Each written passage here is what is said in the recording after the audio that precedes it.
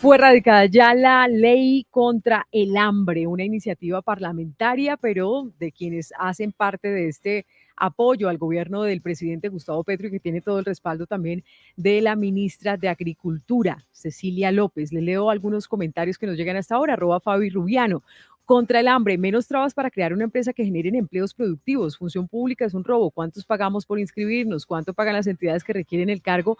¿Y cuántos años demora hasta una posesión? ¿Quién los controla? Dice Jane Camacho, numeral contra el hambre es la bandera que deberían adoptar todas las fuerzas políticas de nuestro país y juntos trabajar para disminuir las enormes brechas sociales existentes, brindando garantías alimentarias a las familias, además de incentivar y fortalecer la producción agrícola. Mauricio, ¿usted ve otros comentarios por ahí con este Claro, numeral? Andrea, con el numeral contra el hambre, dice Plinio Pérez, hay una emergencia de hambre en varias regiones del país. Es urgente atender una crisis humanitaria. Imposible que se opongan a esta propuesta. ¿Ya almorzaron? Pregunta el señor tuitero Plinio Pérez. Sí, no, y numeral contra el hambre nos pone a reflexionar, Mauricio, porque es que además es una deuda, porque incluso también ONG internacionales, organismos internacionales han jalado las orejas a los gobiernos colombianos porque hay hambre en nuestro país, hay hambre en la niñez colombiana y eso lo vemos a diario en las denuncias incluso que usted nos trae, por ejemplo, del departamento de La Guajira. Entonces no puede ser que con tanta riqueza para producir alimentos, pues se esté viviendo el hambre en muchos hogares colombianos. Bueno, ahora sí, Paola, nos vamos con el ABC y nos vamos al Congreso de la República para hablar con uno de esos protagonistas de esta ley que ya fue radicada, ¿no? Sí, mire, Andrea, se llama Ley por el Derecho a la Alimentación, Soberanía y Autonomías Alimentarias. La presentan los congresistas del Pacto Histórico Wilson Arias, Iván Cepeda y también César Pachón. Y es una iniciativa que cuenta en este momento con todo el respaldo del gobierno nacional. Lo decíamos, el presidente Gustavo Petro, desde que estaba en campaña, dijo que la iba a promover una ley contra el hambre, precisamente para atacar todo ese problema, ese flagelo que tiene a Colombia sumida en la pobreza y que tiene que ver con el la necesidad de alimentos básicos por parte de muchas familias colombianas que hacen parte de los estratos o de las clases vulnerables. Para hablar de esto, conocer los detalles de esta ley, cómo funcionaría, a quién está dirigida, nos acompaña a esta hora el senador Wilson Arias. Gracias por estar con nosotros, senador. Y bueno, cuéntenos en qué consiste esta ley, cuáles son los puntos más importantes de la ley contra el hambre. Activen su micrófono, senador, ya lo estamos viendo allá en su oficina en el Congreso de la República. ¿Cómo está, Muy senador? juicioso corriendo. Sí, sí, sí. Bueno, no se imaginan cuánto corriendo, además para cumplir Paola, con quien tuve un compromiso de honor. Casi no llego, pero estoy bien. Les quiero comentarlo un poco la generalidad que planteé, porque creo que si se entiende la lógica de lo que intenta legislar, podemos comprender un poco más su articulado y los otros aspectos. Primero, los grandes planes de asistencia alimentaria en el mundo nos han enseñado que si no atienden los determinantes de esos planes de la crisis del hambre, tienes que haber un programa de asistencia alimentaria enorme en un país africano, repetirlo en breve y seguirlo haciendo tantas veces cuantas puedan producirse. Estamos diciendo, no es posible asumir este asunto sin pensar en la sustentabilidad y la sostenibilidad de esos programas. Hay que ir a los determinantes. Primer aspecto. ¿Qué nos han enseñado los programas de asistencia grandes mundiales? Segundo, la pandemia nos enseñó que quien nos alimenta en esas crisis con frecuencia son los campesinos, los negros, los indígenas, quienes ponen el plato en la mesa. Esto suele ocurrir en épocas normales. Colombia más del 60% al 65% recibimos normalmente estas poblaciones nuestra dieta citadina. Pero en pandemia se vio 75%, 85%, es decir, las cifras se discuten, pero está claro que no nos atendieron ni los importados, ni las multinacionales, ni la gran plantación, ni la agroexportación. ¿Quién nos resolvió el problema en estos momentos de crisis? Pues los campesinos. De modo que con esas enseñanzas, y tercero, con el reconocimiento mundial de que ya no solamente son como antes las guerras las que explican las crisis alimentarias o algún otro factor, hoy por hoy concurre ya no solamente la guerra como hoy, hace poco, la crisis climática de Europa, grados de 45 grados, problemas alimentarios derivados, la pandemia o las pandemias, ya se hablan de posibles nuevas pandemias, y la especulación, y subrayo eso.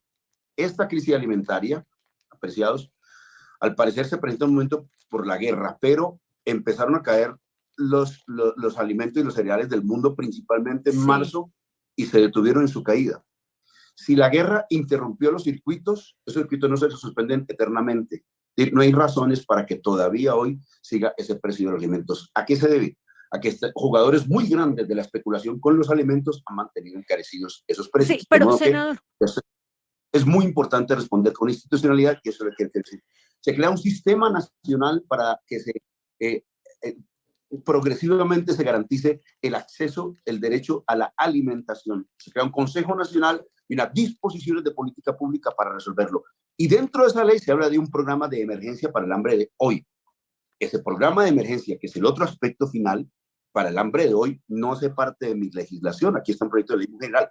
Pero sí hay un programa de Petro, encabezado por el profesor César Giraldo, donde se está tratando de paliar el hambre de hoy. Entonces se habla de unos bonos, resumen de esta segunda parte. Necesito poner disposición física de alimentos en algunas zonas del país y cuantas veces sea necesario en las próximas situaciones de emergencia alimentaria si se llegaren a presentar. Y dos, una transferencia monetaria que puede constituir un bono alimentario para poner zonas que inclusive no tienen focalización. Cuando se sí, presenta una emergencia de hambre, no importa que sea senador. estrato 1, 2 o 99, le damos comida a quien la necesite. Senador, hablemos específicamente de ese subsidio que se busca crear para alimentos básicos de la canasta familiar. ¿Qué dice el proyecto de ley? ¿Cómo sería? ¿A quiénes aplicaría? Bueno, lo que dice el proyecto de ley que yo estoy radicando es que en un artículo dice que habrá, digamos, se instituye, ¿sí?, la posibilidad de adelantar programas de emergencia alimentaria y no puede desarrollar el nivel de detalle que me estás diciendo. Más por lo que ha dicho el profesor César Giraldo sobre el tema, podría responderte. Y es, bueno, básicamente lo que se habla ahora es de poner a disposición, digamos, variedad de alimentos. Digamos que hay cierta precaución. Por ejemplo, no podrían ser ultraprocesados. Pero evidentemente se trata de ir a los mercados territoriales, hay una especie de enfoque territorial muy localizado en lo posible, pero no niega el concurso de distintas procedencias. Es decir, si no se produce en la zona pues, y la gente tiene hambre porque no tiene ingreso, se le da el bono. Si no se produce en la zona, entonces lo importamos. Si el problema ya no es de ingresos, sino de disposición, entonces tratemos de que otras regiones del país o de importados puedan ponerse a disposición. Ese es el concepto general. Yo pongo alimentos y o pongo transferencia para resolver los problemas principales de la falta de acceso a la Pero eso, alimentación, esas que es transferencias son deficiencia de subsidios, ¿no? alimento o falta de ingresos. Esas transferencias son subsidios, ¿no? ¿De cuánto serían? ¿Cómo se ha planteado ese tema de entregar subsidios y a quiénes? ¿Cómo focalizarlos bien? Son territoriales inicialmente, no son, digamos, son más o menos universales. En principio, por la gravedad del tema, no tendrían propiamente digamos, un diseño de focalización inicial, ¿sí? Es decir, donde hay hambre, independientemente de la población, se podría entregar, Sí, ¿sí? sí, El costo inicial se habla de un primer momento de 3.5 billones, eso es lo que le escuché al profesor César, y casi que estoy tratando de responder lo uno y lo otro. Mi proyecto de ley, sí, que yo quisiera que dara más interés, pero entiendo la importancia del hambre de hoy. El estómago no da espera, ni a que Wilson Arias produzca una legislación claro. o a que se constituya el Senador, IDEMA. De y- modo que, básicamente, hoy habría una especie de subsidio del Estado vía entrega de alimentos, vía bono, para poner en la boca del hambriento los alimentos que no dan Pero espera. entonces estamos hablando de dos cosas diferentes, o sea, una cosa es el programa de ley contra el hambre del gobierno y otras cosas es su proyecto de ley. Sí, eso es exacto. Yo estoy planteando un proyecto de ley que, en efecto, contiene un artículo que se refiere, lo que pasa es que este artículo yo reconozco y no estoy, digamos, juzgando al periodismo ni a la gente. Es obvio que este artículo iba a ser el que más iba digamos, a suscitar la preocupación y la discusión. Eso lo entiendo perfectamente, pero sí quiero dejar claro, dicho lo otro, no me preocupéis. Sistema nacional para resolver, no podemos siempre estar haciendo programas de asistencia alimentaria porque hay que tratar de ir a los determinantes. Si resolvemos los determinantes, es probable que tengamos menos situaciones de claro. emergencia alimentaria. Pero Y esta senador, en particular va a llevar alimentos a las zonas del país y va a llevar bonos alimentarios a fin de resolver lo uno o lo otro, es decir, la falta digamos, de alimentos físicos o la falta de ingreso de la población para poder hacerse esos alimentos. senador, pero le insisto con la pregunta de Paola, y es quiénes serían los beneficiarios de esos bonos alimentarios. Y bueno, también cómo evitar que esto no los obtengan quienes no lo necesiten, quienes definitivamente sí tengan cómo acceder a alimentos, pero usted sabe que en este país siempre se aprovecha de eso, de tener subsidios quienes no lo necesitan y los utilizan para otras cosas, incluso para irregularidades, venderlos, qué sé yo. Entonces, uno, para quiénes están dirigidos y cómo evitar que las personas que no los necesiten no lo reciban. Bueno, en principio, de una parte hay dos instrumentos importantes. Una parte es el SISBEN, que es un instrumento de focalización que es imperfecto, pero es el que tenemos y que ha tenido ciertos niveles de sofisticación, es verdad. Y que está Es un desactualizado. instrumento muy importante.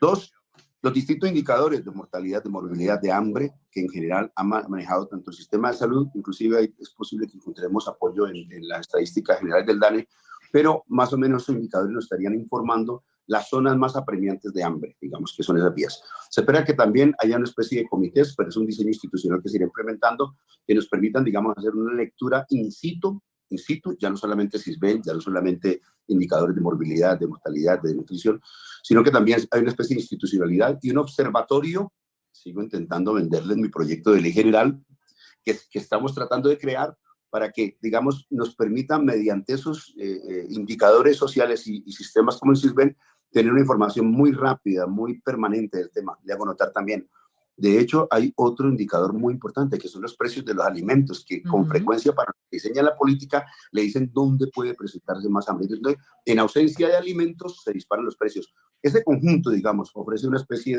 de institucionalidad y endiamaje para poder pensar por dónde iniciar el programa del hambre. Sí, senador Wilson Arias, bueno, entonces recapitulando, usted nos dice su proyecto de ley, aunque pretende que sea rápidamente que se logre levantar esa base de datos, ese observatorio para tener información y cruzarla para saber dónde están las necesidades más importantes, usted dice que eso es un poquito más a largo plazo, porque lo que tendría que solucionar el gobierno es saciar el hambre de muchos hogares colombianos. Más o menos estaba aquí leyendo una información de Pulso Social del DANE de julio de este año, 1,2 millones menos de hogares tienen la posibilidad de consumir 3 o más comidas diarias en las 23 principales ciudades del país. Estamos hablando de ciudades como Neiva, Ibagué, Pasto, Quibdó. Todavía son menos las familias que consumen las 3 comidas. Y entonces, si le entiendo bien, esos recursos de 3,5 billones, eso sí lo va a tomar rápidamente como decisión el gobierno nacional, o trate de diferenciarnos qué es lo que se viene de discusión en el Congreso y cuál sería la apuesta ya inmediata del gobierno nacional para solucionar el problema del hambre. He fracasado en mi intento de que se le preste atención a mi proyecto de ley general. No, por eso le digo, usted pretende hacer un tema de levantar información, de observatorio, pero nos decía el senador Iván Cepeda, por ejemplo, que cuando ustedes hablaron de erradicar ese proyecto de ley, se trataba de poner subsidios a alimentos básicos como la carne, el arroz, la leche y los huevos. Entonces, compréndame que hay varias iniciativas, pero todavía no nos queda claro No, cuál va a ser misma, cuál. ¿no? Es la misma. Ajá. Es la misma. Gustavo Bolívar quería agregarle otros alimentos, pero yo podría decir lo siguiente para tranquilidad de mis propios compañeros. Sí, es cierto, es que la gente en la calle dice eso, está muy cara la carne. Wilson, ¿qué hacemos con la leche? ¿Qué hacemos con los huevos, con el pollo? Y evidentemente es un asunto concreto al que hay que responder. De modo que no pretendo, digamos, negar esos pedidos, pero quiero hacer notar que es algo más integral. Por dicho, que la noticia de lo acucioso y lo apremiante no nos impide mirar lo otro. Y es, sí, esos alimentos que usted dice, esos que son los que está pidiendo la gente, a lo mejor en algunas partes son de otro tipo, pero a esos en particular, cuando no, el hambre visto en su aspecto más primario y elemental, no me gusta reducirlo a eso, porque esto no es solamente el hambre disfrazando otras cosas, pero se trata de acercarle a los más necesitados, hambrientos, llámelo si quieres, ¿no? Aunque ocultan muchas cosas, acérquele, es verdad, los alimentos. Y son esos que usted menciona u otros, porque yo particularmente estaría más dispuesto a hablar de un conjunto, pero bueno. Y los instrumentos más inmediatos que tendríamos para decir a dónde se llevan son tanto el SISBEN como los datos de morbilidad, bueno, varios datos de conjunto, que inclusive nos ofrecen la institucionalidad actual. Hay unos muy preciados, que también son muy útiles. Entonces usted me dice, el número de familias que solamente consume 2 alimentos diarios, por ejemplo, hay unos que consumen uno solamente, 100 y pico de mil familias, 1.800.000 más, no son 1.500.000. Hoy, aumentó en 676% del año pasado. Ahora el número de familias que solamente consumen 2 alimentos al día. Y usted me está dando un dato del año pasado, yo le corrijo. De Bueno, este año, del DANE de julio. El pulso 1.870.000 social. de familias. Ujú, Pero podemos conversarlo. Esos datos son nuestro insumo inicial. ujú. Se espera que adicionalmente podamos, mediante la ley, para no estar solamente atendiendo, digamos, el asistencialismo inmediatista, tengamos una institucionalidad que nos resuelva a futuro. Y en lo que usted me pregunta, queremos tener un observatorio que reúna, que tenga la capacidad mucho más rápidamente y de manera más sofisticada de indicarnos, digamos, dónde está el factor hambre más presente. Estoy de acuerdo en que por lo pronto lo que tenemos es eso, un CISBEN imperfecto, unas cifras y algunos datos que pueden ser, fíjese usted, variables de año a año que también nos sirven para dirigir Ujú. el foco de la preocupación. Bien. Entonces, mi respuesta es, Bien, mire, le leo algunos comentarios y ya va Paula con su pregunta. Contra el hambre, dice Gabriel Pinzón. Hace falta que se cultive en Colombia más maíz, además de trigo y centeno, y se vuelva a fomentar la agricultura como se hacía hasta los años gusta un 80. comentario. Mire, lo que dice Nativos uno, numeral contra el hambre, hay que mirar muy bien quiénes y cuáles son las personas que van a recibir el subsidio, que no deberá ser en dinero, sino en alimentos, para mitigar el flagelo y el hambre. Pero por el contrario, dice arroba Víctor 0323, numeral contra el hambre, no entreguen más dinero, entreguen bonos alimenticios, porque el dinero, aunque tengan hambre, muchos se lo beben en licor. Cartagena, cada vez que pagan, y Uy. ese es una fiesta con ron y cerveza, dice Anaya, numeral contra el hambre, Paola. Sí, y precisamente hablando de entregar dinero, el senador nos mencionaba el tema de las transferencias y quiero preguntarle sobre la diferencia que hay, senador, con lo que hoy se conoce como ingreso solidario.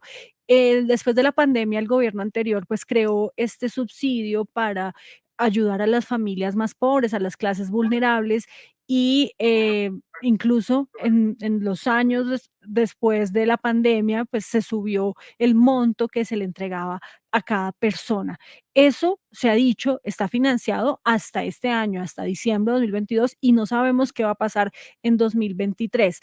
¿Qué hacer para que no sean tantos subsidios al mismo tiempo? Si el gobierno debe continuar con ingreso solidario, pero también hacer este subsidio para combatir el hambre. ¿Qué hacer frente a eso, senador?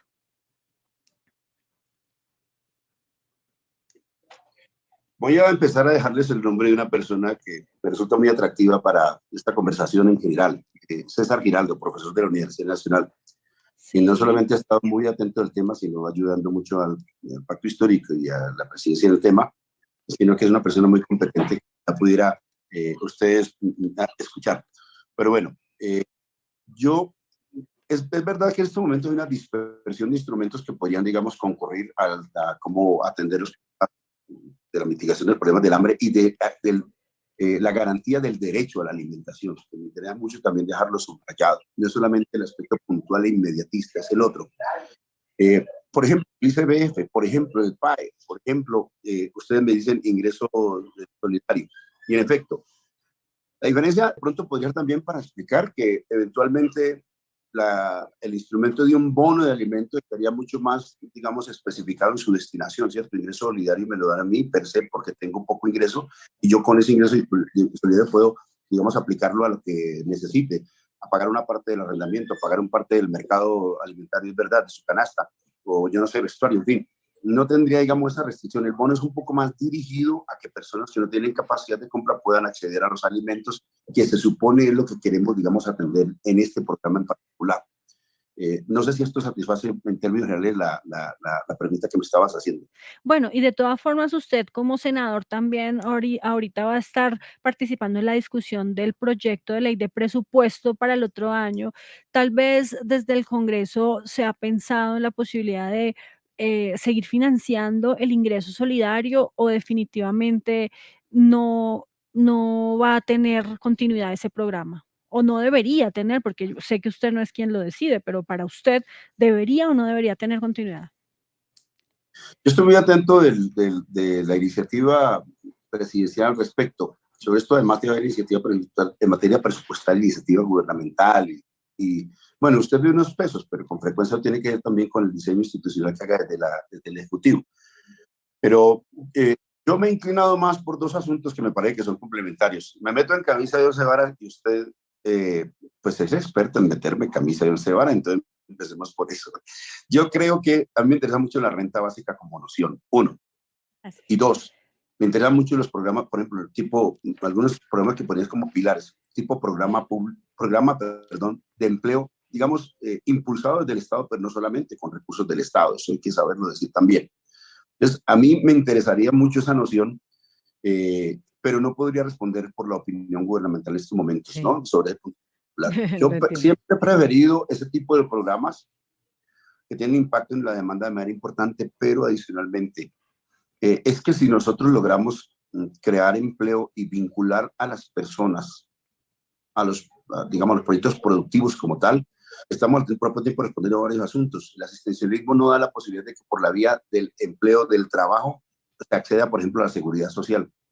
El instrumento, digamos, laboral como fuente de acceso a la seguridad social me parece a mí que enriquece mucho más las políticas que solamente, digamos, el ingreso solidario, que no lo desdeño, he dicho desde un comienzo, son muy importantes los elementos, digamos, de asistencia y de asistencialismo, yo no los descarto, pero no podemos quedarnos solamente con el criterio asistencialista porque se agota y no hay presupuesto que alcance. Sí. Senador, última pregunta, ya se nos acaba el tiempo, pero quiero preguntarle por ese banco de alimentos que también se ha hablado. ¿Eso también se tramitaría a través de este proyecto de ley o también requiere una respuesta mucho más rápida que, como usted dice, el hambre no da espera? ¿Y cómo sería? ¿Cuáles serían las líneas? Pues el instrumento más importante podría ser los programas de compras locales territoriales, ¿no? Si me pregunta a mí, ¿cómo lo pienso yo? Así. Sin embargo, en esto también tenemos que apoyarnos en lo existente. Yo te hablo por Cali, por ejemplo. Cali tiene hambre. Los que piensan que esto es un asunto solamente de la Colombia profunda, pensando, digamos, en la periferia geográfica, se equivocan. Durante el paro teníamos muchachos que se nos iban al paro solamente para tener la olla comunitaria y comer. Esto es comprobado, esto no es de la academia, esto es lo que vimos. Estoy pensándome que, por ejemplo, en la ciudad de Cali es muy vigoroso el papel de la iglesia en esa materia. Yo me daré la oportunidad de informar mucho este programa gubernamental en las experiencias que ha tenido la iglesia en varias partes del país. Y me alegra poder decirlo. Es decir, en la ciudad de Cali creo que hay una experiencia bastante, digamos, acreditada, bastante elaborada, al que yo le prestaría toda la atención. Entonces, si me lo preguntas del Estado, yo quería un banco en donde yo pueda ir a los mercados territoriales, apoyarme mucho y además estimular por esa vía las cadenas productivas, los circuitos alimentarios cortos, ¿no? Es decir, comprar en la región, hacer una especie de Zoom, darle condiciones a la municipalidad para que produzca agricultura urbana, que son mecanismos muy importantes y mucho más próximos para paliar las necesidades del hambre. La pandemia también nos dejó buena experiencia al respecto, pero eso es, digamos, un poco más mirado más general. Sí. Compras públicas de alimentos territorializados para mitigar el hambre. Bien. Pues, senador Wilson Arias, gracias por estos minutos aquí en Sigue la W. Quedamos pendientes del trámite de este proyecto de la ley contra el hambre. Y yo también me quedo muy pendiente de que ustedes me sigan prestando atención al conjunto del proyecto, aunque reconozco que el atractivo del hambre que no da espera es verdad, y en eso tiendo a ser no condescendiente, sino muy atento de lo que está pasando a la población. Muchas gracias a ustedes y a la W. No, pues claro, y también quedamos atentos a las decisiones que anuncie la ministra de Agricultura, Cecilia López. Andrea, Seguimos. una cosita rápida, es que Cuénteme. el senador nos habló de César Giraldo. Claro, nosotros sabemos quién es él, lo hemos Claro. buscado, él estuvo en el equipo del Empalme. Y si usted quiere, senador, y se habla con él, Mándele un denos una mensajito. manita porque no nos responde. Imagínense que lo llamamos, le contesta. escribimos y no. Él ya le va a decir que nos atienda porque ese Sí. tema es vital. Le voy a pedir a César, a quien le tengo mucha admiración desde hace tiempo, ha sido un hombre muy valioso para todo esto, y yo creo un llamado, entonces, si ustedes me lo permiten, es muy importante que tratemos de articular ejecutivo y bancada, y no solo la bancada nuestra, esto no es sectario, es decir, ya encuentro liberales y conservadores que tienen razonamientos importantísimos. En Antioquia encontré experiencia de distritos agrarios que me parecen de la mayor importancia y que podrían hacer parte del proyecto de ley, de modo que encuentro otras bancadas muy interesadas, y lo digo, con cierta conmiseración auténtica. En esto quiero dar el reconocimiento, porque si quedamos que es solo el pacto histórico, no estamos honrando la verdad. Yo agradezco la sensibilidad que han tenido los medios de comunicación y las otras fuerzas políticas, y tenemos que articularnos con el Ejecutivo porque necesitamos responder muy inmediatamente a este desafío. Gracias a ustedes. Bien, gracias. Seguimos en Minuto 60, Movistar.